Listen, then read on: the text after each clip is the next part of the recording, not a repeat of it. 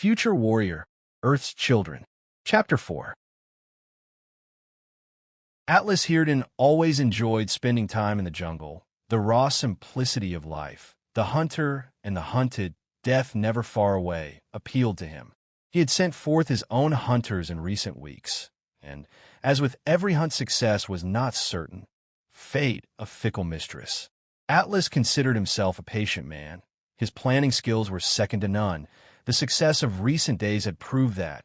One failure, however, stood out. Atlas had never truly trusted anyone, something he had learned from his father, and he trusted people motivated by ideology and fervor even less. Atlas looked down at the body of the messenger who had brought him the news. He had not known the boy, no doubt a youth corrupted or coerced from one of the small villages nearby. Had he even known the ill tidings he had been carrying? Atlas didn't care. Life was cheap. He had probably saved the boy a tedious life of servitude anyway. Atlas glanced around. At least the other disciples of the Red Legion in the camp had the brains not to disturb him. The failure to eliminate the group from the Second Terra Nova was a disappointment, especially the one which had captured him at Ras Optima. He was a man worth killing. Maybe it is time for Lazarus to take a more active role, Atlas thought. The best-laid plans could be ruined by the incompetence of fools. Atlas glanced at the body at his feet. If you want something done right, do it yourself. The return to Arica was a somber one, with news of the Red Legion agents' attacks on senior officers and their families hanging like a dark cloud over the base. If the Red Legion's goals had been to dishearten the gathering forces, however, the result proved to not be what they had intended. The murder of colleagues and their family members unified the already tight UEDF community even further.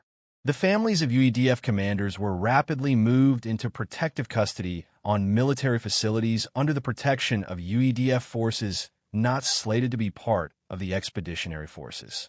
The attacks also added steel to the resolve of the men and women of the UEDF to eliminate the Red Legion. The UEDF's fury mirrored in the general public as the news of the attacks filtered out. The days after the attacks also saw the intelligence branch and various security and policing services redouble their efforts to identify and root out Red Legion infiltrators, with countless operations and investigations being launched across the planet.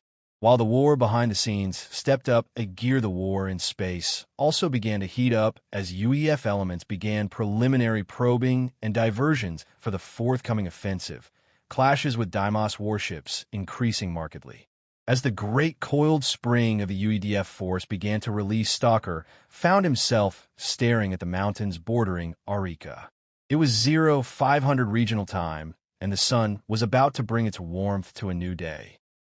It had been 48 hours since Zoe had left to rejoin her unit, the 551st Aviation Regiment skirmishers being attached to the Expeditionary Force in a tactical transport and close air support role. Stalker had not had time in the hectic last-minute checks and preparations to dwell on her since their parting. He wondered if that made him a bad husband, but decided it didn't. It just made him a good soldier. Men and women handled distance and crisis differently. Zoe not wanting to let him go as her transport departed, and Stalker masking his feelings behind a joke and a carefree demeanor. Stalker took a deep breath. There was nothing left to do now. They were on their way, countless hearts separated, some never to rejoin. Stalker turned and took in the sight of Arica's exodus. The heavy space transport ships, HSDS, had been landing and departing steadily for the last 2 days. Now the last were on the deck and preparing to depart. Most of the division was already in orbit. Only the 2nd Terra Nova and elements of some of the 9th Regiment's transport companies remaining behind. The 9th Terra Nova elements busily stowing their armored vehicles, while the 2,000 assault troopers of the 2nd Terra Nova, including Stalker's 21st Company, filed into their assigned HSDS. The logistic structure of the assault divisions ensured that the Terra Nova would deploy in full strength into orbit. The division's logistics on Earth were handled by civilian contractors, while once deployed the division would be supplied through the well-oiled UEF logistics chain. This chain would then be maintained by the 10th Terra Nova's logistics companies once in the field.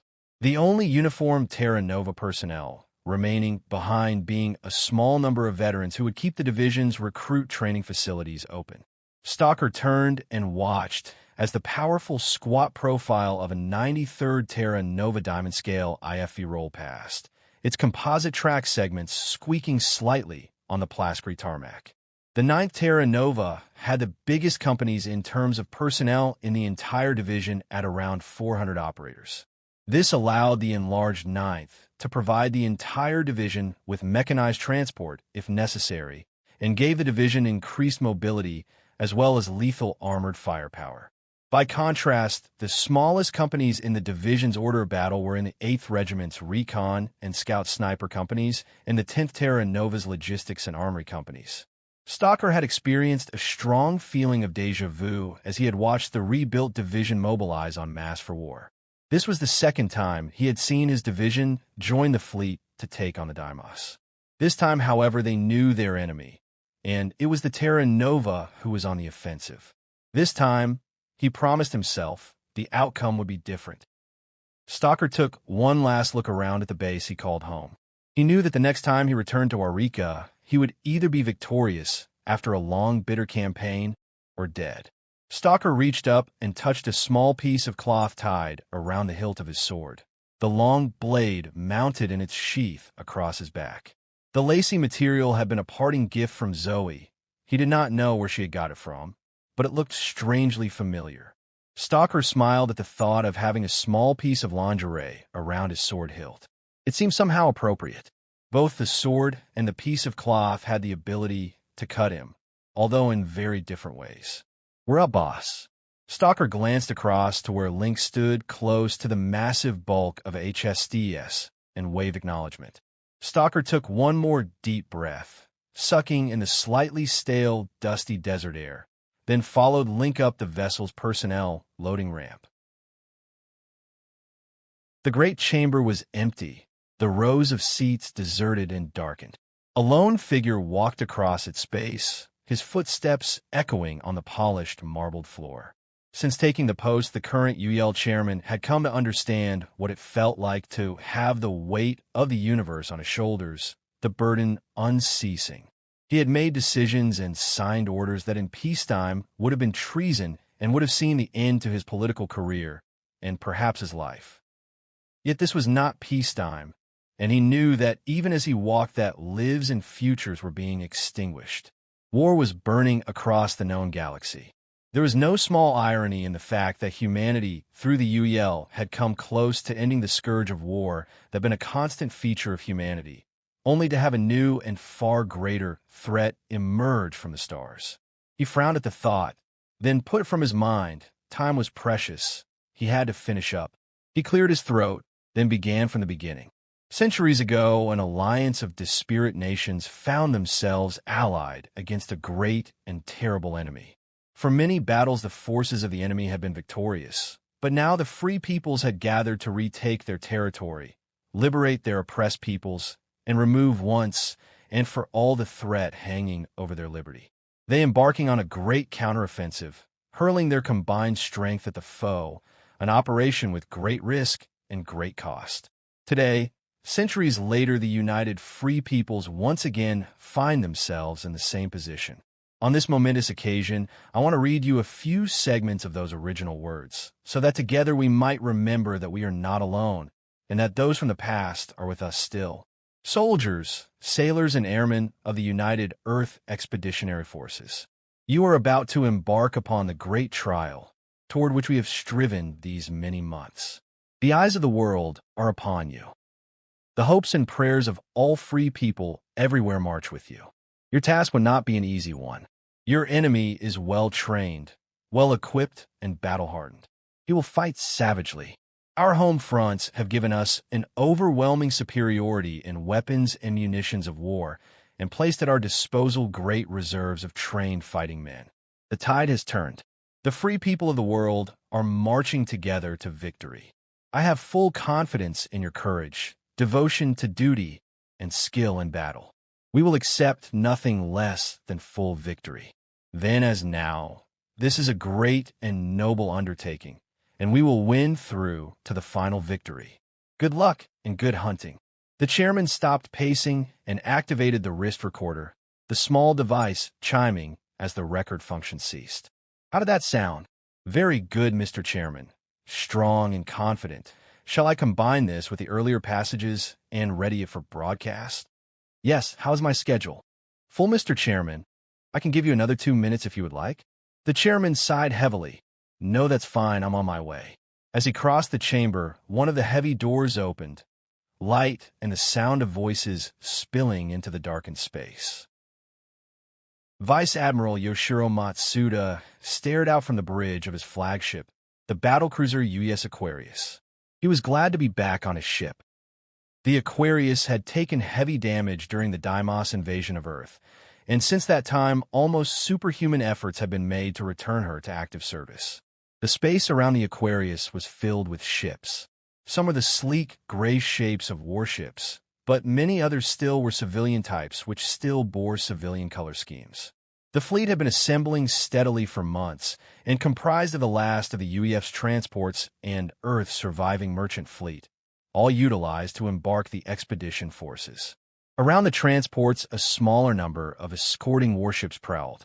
The escorts were surprisingly few, with most of the UEF's battle strength already deployed on ongoing operations or clearing the path for the invasion force to their target. Matsuda wanted to be there with them, bringing the enemy to battle. That, however, was not his mission. High Admiral Tourville had given the orders in person. Matsuda was to protect the expeditionary force and the invaluable transports with his life, and he had no intention of failing. Matsuda's previous commanding officer, Admiral Sergei Lev, had been a true combat commander and always keen to get to grips with the enemy. Matsuda smiled at the thought that Admiral Lev would have been pleased to know that his lessons had not fallen on deaf ears. Lev had also understood, however, the need for duty to always rule over personal preferences, a lesson which had also been well taken. How's the plot look, Janet? Janet Combs answered from her console, her voice calm and steady. They're forming up nicely, sir. The last few ships are finalizing their positions. In her position as NSO, Navigational Staff Officer, Janet had been studiously shepherding her flock of transports into their required jump positions. Any word from the High Admiral? The other bridge officers looked up in Janet's question, all eager for any news of the progress of the advanced strike force. You realize that question is above your pay grade, Janet. Janet smiled sweetly. Does that mean you aren't going to answer, sir? Matsuda almost laughed. It means I shouldn't answer, but just this once I will. At last word, they have successfully breached enemy lines and gone silent, so they can get into position. So I doubt we will hear any more until we get in system. In that case, no news is good news, sir. Matsuda nodded in agreement, then turned to his TSO, Tactical Staff Officer. Anything new on Oracle? No, sir. There has been no unusual ship movements or concentrations. Fleet intelligence suggests that there is only a small chance that the Deimos will attempt to launch another offensive anytime soon. Matsuda nodded. He had known that if the situation had changed dramatically, he would have been informed, but he liked to be thorough. The Oracle Long-Range Space Surveillance Network had been established in the months since the defeat of the Deimos fleet to track enemy movements and provide ample warning of any further attempt to attack Earth. With the UEDF about to launch an offensive which would remove much of the naval protection from the home system, the Oracle network of tracking stations was critical for both Earth's and the invasion fleet security. Matsuda wondered what impact Oracle would have had if it had not been lacking prior to the outbreak of the war. Undoubtedly, someone had judged the need against a cost-benefit analysis and decided that the funds would be better spent elsewhere. Predicting the future was a fool's errand, but someone had to have known that a real threat lay beyond known space and decided not to pass that knowledge on those who needed it most. Matsuda refocused on the present. It did no good to dwell on the past. The dead could not be brought back to life by regret. General Jacob Daviers emerged from the briefing with a mild sense of confidence. All the information flowing in from the front lines, remote sensors and intelligence branch operatives behind the lines indicated the same, that the Deimos were aware of the pending offensive, but not where the blow would fall. Despite this, there was still much that De Veers did not know, and that was concerning because it was what you didn't know that could change certain victory into ignominious failure. Despite considerable efforts and expenditure in lives, De Veers had to admit that his push to extend the intelligence branch footprint deep into enemy space had failed. Beyond the inner systems, the intelligence branch had little or no visibility. The simple fact was that the UEDF and intelligence branch had been caught wrong-footed by the initial sweeping Deimos attacks across the colonies. The evacuation of the majority of the outer colonies had been incomplete, and for some of the outer systems, it had not even begun when they had been overrun. The UEDF had been bedeviled by unclear priorities, commanders unsure whether to attack or to entrench and defend, the situation compounded by the overarching need to defend Earth. Many distant colonies with no military presence had been abandoned wholesale, no attempt having been made to reach them. Despite what had been told to the public, millions of UEL citizens were still unaccounted for, missing behind enemy lines, their fate unknown. It was the fate of these millions that worried De Veers. Recent unconfirmed intelligence had reported sightings of considerable numbers of humans amongst Deimos forces, although precise details remained vague. De Veers could only speculate, a notion that went against his professional inclination. The forces undertaking the upcoming offensive also faced structural limitations. Despite the UEDF's success against the Deimos, victory had been grasped from the jaws of defeat more through chance than by design. The UEDF had performed poorly in a number of crucial areas against Deimos forces, and the root cause ran deep. Despite intensive efforts to overcome its shortcomings in recent months, the UEDF as a whole was still suffering from decades of being geared towards fighting small mobile pirate bands and suppressing rebellions, as opposed to the major intergalactic war it now found itself prosecuting. It had come as a shock to many that a military equipped to fight counterinsurgency and keep the peace could not perform well in high-intensity warfare. The distinction having been missed by repeated generations of peacetime military and civilian leaders who saw no immediate threat to justify a more heavily equipped defense force. Such concerns were in the hands of others, however, and De Veers knew that only time would tell if the costly lessons had been adequately learned. Instead, he focused his efforts on pursuing information and rooting out the enemy within. The Red Legion had proven far more resilient than De Veers could ever have imagined. The organization was a multi-headed hydra that seemed impossible to kill, to be everywhere, and yet nowhere. Kill teams were active across Earth, eradicating any sign of movement, no one being above suspicion. In a period of great uncertainty, De Veers was certain of one thing. As the focus of the war moved to the inner systems, the killing on Earth would continue. Stalker was cold. Spaceflight was something Stalker never truly enjoyed. He much preferred warm, open spaces to the cramped coffin-like interior of the HSDS's passenger quarters. To escape the enclosed conditions, Stalker preferred to spend his time spent on fleet transports, either in the expansive cargo bay exercising or on the command-level viewing bridge. At this moment, however, with the transport having just entered orbit, Stalker found himself, like many of the HSDS's passengers, on the viewing bridge. Stalker looked at the armada of ships gathered in orbit. It looked very different to ones he had seen before when deploying on operations. There was a noticeable shortage of warships, with multicolored civilian ships making up a large proportion of the fleet. It was a sign of the times, Stalker knew. The transport's escort would be minimal until they were joined by more ships closer to frontline space. Stalker wondered which one Zoe was on, the 551st Aviation Regiment having also embarked. It was a strange feeling.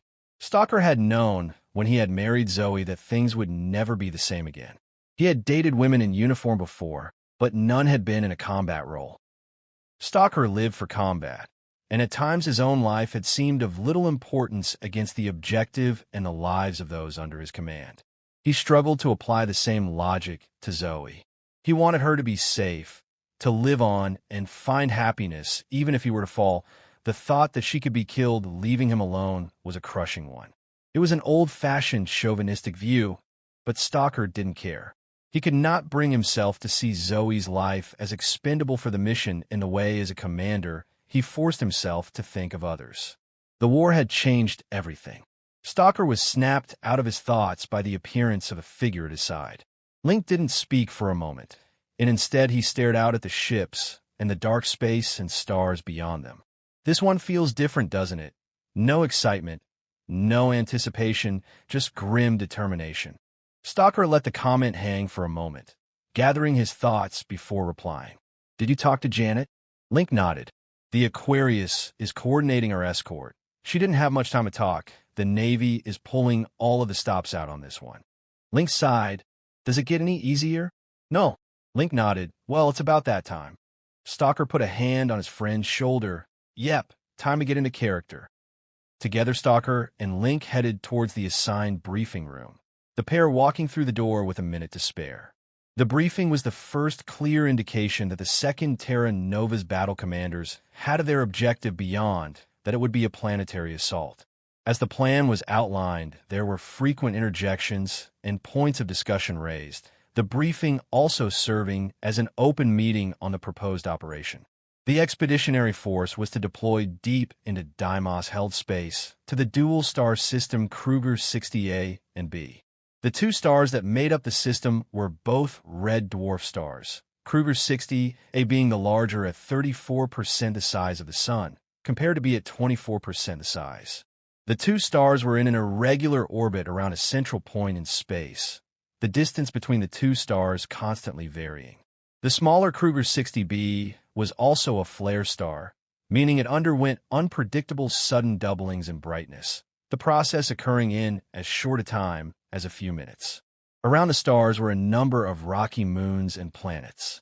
Most were small and barren, and were of little importance, their only development consisting of small, largely automated mining facilities. These would be bypassed by the expeditionary force.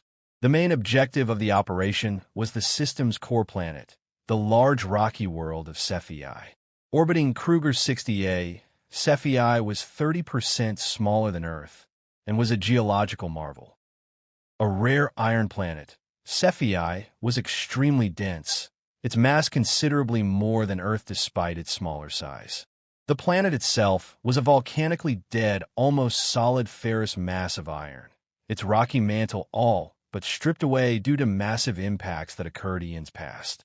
The small number of rocky moons in the system, silent remnants of the immense planet, creating forces that had once created the system. The surface of Sci-Fi was a broken wasteland of low ridges and gullies swept by gentle winds, which formed small, mobile dunes of ferrous dust. The gray surface lit by the weak light of Kruger 60A, giving the world a blue twilight and a pale dawn. Large-scale human settlement had been drawn to Sci-Fi centuries before by the rewards of the planet's destructive past. Sci-Fi represented the greatest concentration of diamonds in the known universe.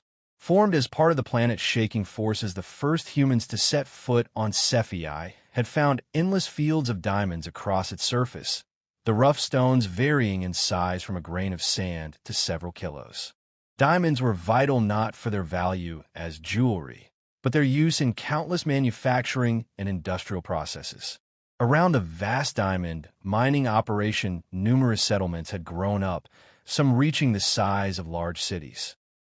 The colony had already been the scene of bitter fighting, the 5th and 9th Fleets, together with the barbarian and Viking assault divisions, having held the planet and surrounding space against determined Deimos assaults prior to the invasion of Earth. Many of the planet's colonial cities having been reduced to rubble by the fighting. Since the loss of the system intelligence from numerous sources such as ship movements, SIGINT, ELENT, and long-range reconnaissance by unmanned platforms had led to one inescapable conclusion: the planet was now a major forward staging base for Deimos forces. Intelligence had identified ship repair facilities and large formations of Deimos ground forces. The key objective for the expeditionary force, however, was not the destruction of the Deimos forces present on Sci-Fi, but the elimination of the logistics hub that had been established on the surface to support Deimos forces operating across occupied space. The destruction of the hub would greatly reduce the ability of the Deimos to keep their forces in the field supplied, and it was superior logistics that won or lost wars. Stalker sat, listening intensely, while alongside him Link was busily taking down notes to discuss afterwards. Stalker could feel the invisible tension in the room. Everyone was aware that this was only the first step. Every moment was bringing them closer. Earth's children were marching to war. The fist of humanity was gathering to hurl itself at the enemy. Soon the blood would flow. As the briefing drew to a close, Big D stood, the room falling silent. We will have plenty of time to discuss and debate over the days ahead. I can't offer you any prophetic predictions or precognition of what the future holds. Fate is its own mistress, but let me quote a statement of which I am certain. This is not the end.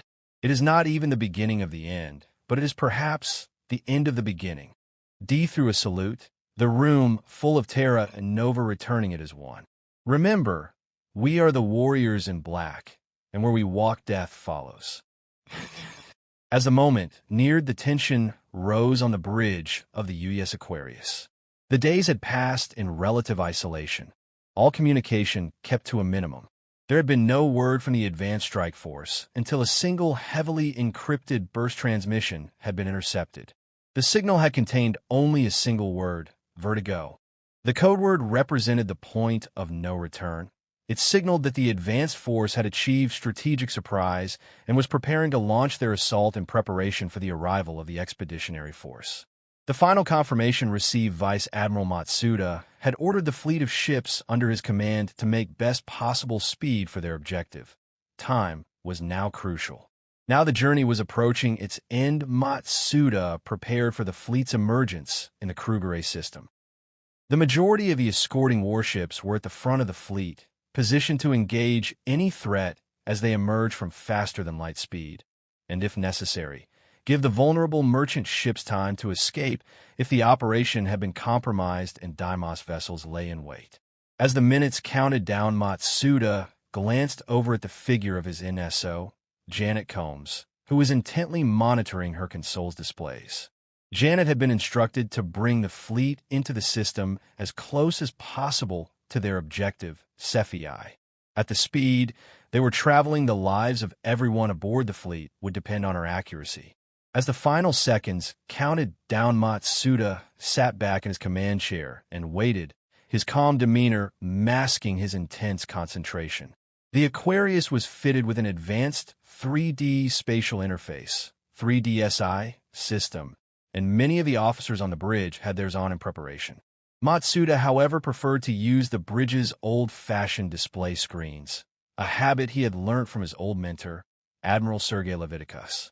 With a slight jolt and a bright flash of light, the Aquarius emerged from faster-than-light speed, the space around the immense battlecruiser rippling with flashes as the rest of the fleet arrived a few seconds behind. As the image on the display came into focus, Matsuda unconsciously leant back in his chair.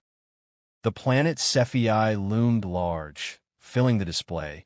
It seemed so close Matsuda had a momentary feeling that he could have reached out and touched it. Matsuda let his breath out. He had never seen a jump emerge so close to a celestial body. The precision required impressive beyond words. Matsuda was snapped back to reality as his TSO barked out a warning. Multiple contacts. I have confirmed ships within 10,000 kilometers. They're closing fast. Matsuda spun into action, snapping out orders. Navigation set us on an intercept course. Tactical, give me a firing solution on the nearest ship, and have the cruisers Apollo and Lisbon form up on the Aquarius. All other vessels are to provide close cover to the transports. I don't want anything getting through. As the Aquarius turned, Matsuda saw that the space around the planet was littered with wreckage, unrecognizable pieces of debris varying in size from grains of sand to shattered hulks weighing tens of thousands of tons, all slowly swirling in the weightlessness of space. Matsuda was still snapping orders when a voice came through the bridge's speakers. Glad of you to join us. Don't mind the mess. We didn't have time to clean up before you arrived. Matsuda stopped mid-sentence, a relieved smile crossing his face. The voice was one knew well. It belonged to High Admiral Louis Francois Tourville, the commanding admiral of the UEF. Matsuda activated a communications link. "Glad to hear your voice, sir. What's your status?" "Nothing to worry about. It seems a few Daimos ships objected to our presence here. Still, we must not waste time, Yoshiro. The people back home are depending on us, and we can't have the civilians upset. Bad headlines in the press and all that. Begin your landings as soon as you can. We will provide flank protection in case any more Daimos wasps decide to try and sting Tourville out." His flanks secure, Matsuda's priorities changed in an instant. He had a planet to invade. Communications. Give the fleet the word. Landing operations can commence immediately. Tactical. Get our strike packages away. Let's say hello to Sci-Fi. Stalker jogged across the hangar bay to his assigned transport, a Swiftfoot tactical transport. This Swiftfoot was not equipped to carry its usual load of an orbital assault pod, OAP, and instead was equipped for troop transport. Despite their effectiveness as a first-strike weapon, the use of OAPs had been rejected for the initial landings. The operations commanders wanted to keep the limited number of OAPs available in reserve for rapid reinforcement. The overall operation plan also called for a staged offensive across several systems, and OAPs were considerably more time-consuming to recover once deployed than transports like the Swiftfoot. As he hit the front ramp of the transport, Stalker instantly recognized some familiar faces. As the commander of the 21st Terra Nova, Stalker made it a point of principle to get to know those under his command, but some faces were more familiar than others. Link looked up from checking over the long Eliminator AMR sitting across his lap. "You lost Link? Don't you know that the members of the CCU are supposed to be spread across different transports, so we don't all die together?" "Well, I'm kind of fond of this one, boss, but feel free to find another if you feel strongly about it." Stalker laughed. "And when are you getting rid of that Eliminator and getting an ASPR? You know what the regulations say about a Company 2IC having a sniper rifle." Link grinned behind his helmet as he stroked his much-loved AMR like a lover. The people who wrote those regulations never served as a scout sniper, boss. Stalker sat down next to Link and glanced over the other occupants on board. The transport contained the black armored soldiers of 2 units, all of them armed to the teeth, their unit commanders busily preparing them for action. Stalker didn't disturb them. They knew their duty, and Stalker had his. The Terra Nova were being landed in the first wave to the surface to form a blocking position around one of the planet's largest settlements. Once on the surface, they would be joined by their vehicles and heavy equipment in the second wave, before moving to secure the settlement. Stalker automatically triple-checked his ASBR as the airlock depressurized and the transport lifted off with a slight jolt. As the Swiftfoot exited the transport, it was joined by thousands of others, the space around the fleet filling with transports, all moving in a carefully choreographed pattern. Stalker plugged into the Swiftfoot's situational awareness system and was immediately impressed at what he saw. The invasion fleet had begun separating into several groups, each representing a different landing point on the surface. Around the ship's flights of agile fighters prowled, while others dived like arrows for the surface to conduct suppression enemy air defense (SED) missions. As Stalker watched, the fighter salvos of heavy missiles were beginning to be launched from fleet's smaller warships as they moved into a lower orbit, the corvettes and frigates deploying long-ranged air to surface smart missiles at targets already detected on the surface. Stalker took one last look at the fleet as the Swiftfoot began its descent. The space was filling with a veritable swarm of transports. Amongst them, Stalker knew, were many of the assault divisions of the 10, Marines, Strider and Mecha formations, and smaller Special Forces units. Behind them would come the heavier UEA formations, the infantry, mechanized infantry, air cavalry, and armored divisions. Stalker didn't envy the Deimos defenders. A rain of steel was coming their way, death from above. As the transport plummeted downwards through the planet's atmosphere, Stalker saw it was a clear night below, the surface unobscured by clouds or dust. He also saw that this was not going to be an uncontested landing. Far below, scattered across the surface in the darkness, fires already burned, and flashes, streaks of fire, and scatters of tracer fire were visible. From the front of the transport, Stalker could hear the Swiftfoot's threat receivers begin to wail. Stalker hung on tight as the Swiftfoot increased its angle of approach and began to spiral. The dull pops of decoy flares and chaff resonating through the hull as the transport's automated defensive systems and pilots work hard to get its passengers to the surface alive. Stalker was just beginning to feel sick from the incessant spiraling when the world around him suddenly turned to chaos. The impact felt like a giant had swatted the transport from the air, and despite his G-clamp, Stalker's head rebounded off the hull, the interior of the Swiftfoot being instantly filled with the roar of rushing air. The spiral had turned into an out-of-control tumble, and Stalker quickly lost all sense of direction as the world swirled. From the cockpit, Stalker could hear the pilots struggling with the crippled aircraft. "Mayday! Mayday! This is Crazy Horse 70. We are hit and going down. I repeat, we have lost attitude control. We are going down hard." Amazingly, Stalker felt the crazed tumble begin to even out as the pilots fought desperately to regain control. Stalker breathed a sigh of relief and glanced over at Link, who was as rigid as a statue in his seat. One of the men next to Stalker cursed as the Swiftfoot began to shudder violently. "Get me on the fucking ground. I prefer to do my dying on foot." Stalker laughed. Then the pilots ran out of altitude. The impact, when it came, was all the more shocking for its unexpected suddenness.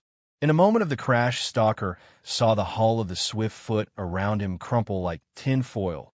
Then everything went black.